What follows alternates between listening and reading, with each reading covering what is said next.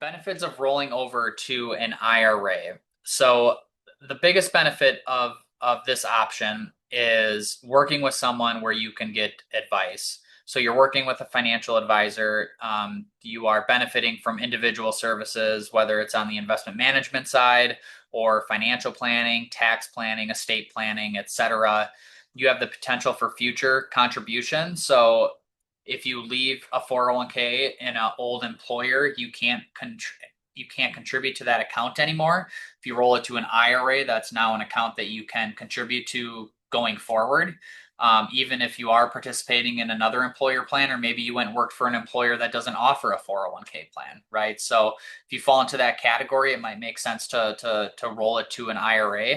You have the option to convert traditional dollars to Roth again if you're motivated to do so, and you're working with an advisor, in doing this and getting the advice on that, and just overall better communication, right? You're more than likely going to be working with a team of people, looking out for your best interest, maybe operating in the fiduciary capacity like TrustPoint does, and just having a team of people to lean on to provide those investment management services, financial planning services, etc.